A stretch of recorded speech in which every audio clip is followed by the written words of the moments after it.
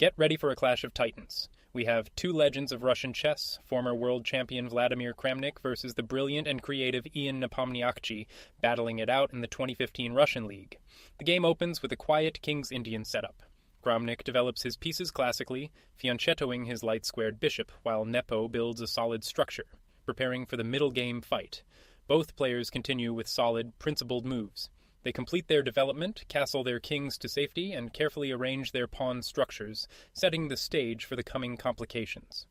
The tension begins to build. Kramnik challenges Black's center by pushing his e-pawn forward and starts to probe on the queen side with his a-pawn, looking to create weaknesses. White increases the pressure, and the position finally opens up. A series of trades erupts in the center, simplifying the pawn structure but leaving the piece play incredibly complex, and Black recaptures with the pawn on e5. An excellent move, and in fact, the only one that maintains equality in this incredibly sharp position. With the center transformed, a phase of deep maneuvering begins. Both players reposition their pieces, searching for the right plan and trying to outwit their opponent in a very subtle strategic battle. The fight intensifies. Nepo's knight jumps into the attack, and he prepares to challenge White's queenside space. Kramnik, meanwhile, methodically improves his position and pushes his pawns forward, claiming more territory. And here comes the fireworks. Nepo uncorks a brilliant sacrifice, bishop to b4. A stunning shot that completely disrupts White's coordination. Here's the idea. If White plays knight to b3, Black smashes through with pawn to c5. And after pawn to g3, the knight leaps into h3 with check, creating a devastating attack. But Kramnik is ice-cold under pressure. He calmly accepts the sacrifice. Rook takes the bishop on b4. Another brilliant move, as he correctly calculates that he can survive the onslaught and come out ahead. Nepo makes the correct recapture. Pawn takes the rook on b4. This is the only move that keeps the game alive and the position incredibly sharp and complex. Kramnik pushes his pawn forward to c5, creating a dangerous passed pawn and continuing the tactical slugfest. And here, in a razor-sharp position, Nepo makes the first significant slip. This queen move looks natural, but it misses a critical defensive idea and hands the advantage over to White. The much stronger try was pawn to g5, challenging White's knight. After knight to c4, pawn takes pawn on c5, bishop takes the pawn on c5, and pawn to g4 keeps Black's position perfectly solid. But in the game, Nepo played queen to f6, and this allows Kramnik to seize control, and Kramnik begins to convert his advantage with flawless technique. He wins a pawn, simplifies the position, and steers the game towards a technically winning endgame where his extra material will be decisive. White consolidates perfectly.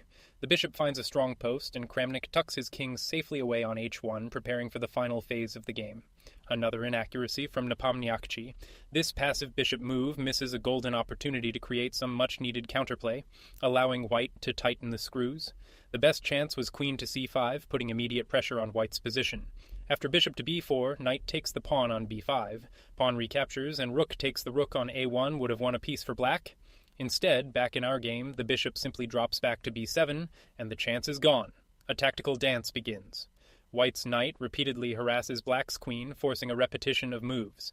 Kramnik is probing, testing Black's defenses, and looking for the perfect moment to break through. Kramnik breaks the repetition.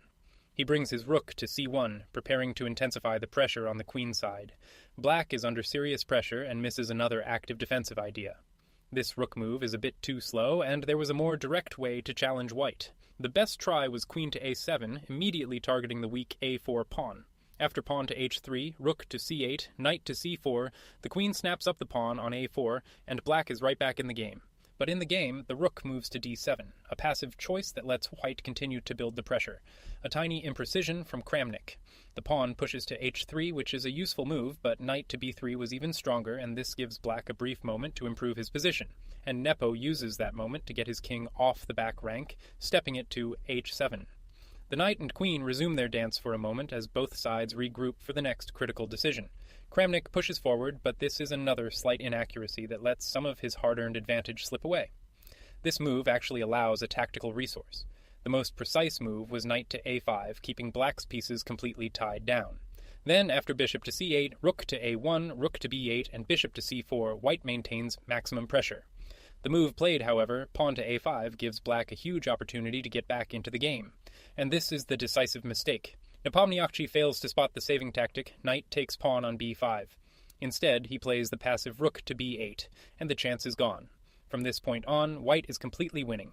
With the advantage firmly in hand, Kramnik demonstrates his legendary technique. He methodically pushes his passed pawn, centralizes his queen, and leaves black with no counterplay. Under immense pressure, black's position continues to crumble. This queen move runs straight into a tactical refutation that allows white to simplify into an easily winning position. The best defensive try was knight to b3, trying to exchange pieces. After queen to a7, queen to b6, the queens come off the board, and after the recapture, black still has some drawing chances. But after the played move, queen to b3, white can force a favorable trade. White's bishop slides to c3, a simple but powerful move that forces black's queen into a passive retreat to e6, a minor slip from Kramnik. Bishop to c4 is still very strong, but bishop to a5 would have been even more clinical, further restricting black's already struggling pieces. Nepo misses his best defensive try, and now the position becomes completely critical. This allows white to initiate the final winning sequence. The only chance was queen to d6, trying to untangle his pieces. After queen to a7, rook to c8, rook to b1, and pawn to f6, black is still fighting for his life. But in the game, the queen moves to f6, and this allows white to begin the final attack. Kramnik now simplifies the position with perfect precision. He trades off black's active knight, creates a passed d-pawn, and transforms the game into a completely winning endgame. A last-ditch check from black as the queen flies to a1, hoping for a miracle. But Kramnik has a brilliant reply. A stunning queen sacrifice, queen to g1. A beautiful and decisive move that liquidates into a simple, easily winning king and pawn endgame.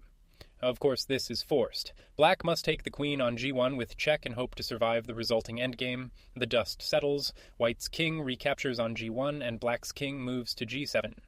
White now has a decisive advantage, a slight imprecision from white in the conversion. Rook to a3 is still winning, but pushing the pawn immediately to a7 was the fastest and most clinical path to victory. Black tries to create some counterplay by pushing the f-pawn, but it's too little, too late. Kramnik ignores the threat and pushes his passed pawn to a7, just one square away from promotion. And that is the final, game-ending blunder. This rook move allows a simple tactical shot that loses on the spot. The only way to continue the fight was rook to h8 to control the back rank. After rook to a6, pawn takes pawn on e4, white recaptures, and pawn to g5 still puts up some resistance. But the move played, rook to b7, walks right into a trap. And Kramnik immediately pounces. Rook to a6, and black's bishop on a8 is trapped and will be lost. A desperate pawn capture from black, but the position is completely hopeless.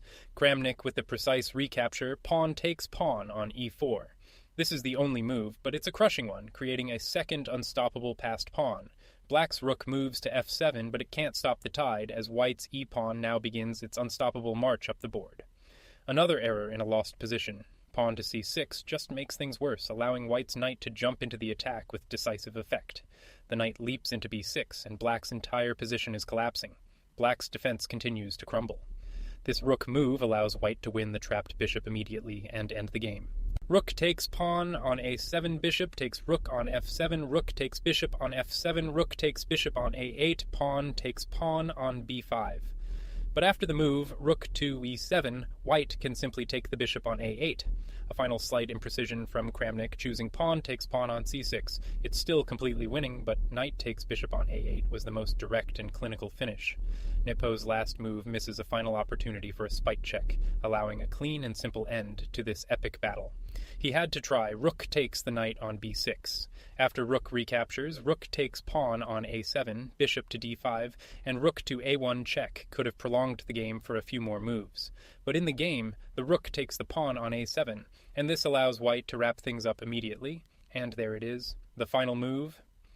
Knight takes the bishop on a8. White is now up a full piece, the passed pawns are unstoppable, and the game is over. And at this point, Nepomniachtchi resigned. A brilliant and complex battle comes to an end, with Vladimir Kramnik taking the victory. Black is down a piece with no counterplay, and the position is hopeless. Rook takes rook on a6, bishop takes rook on a6, rook to a7, pawn to c7, rook takes knight on a8.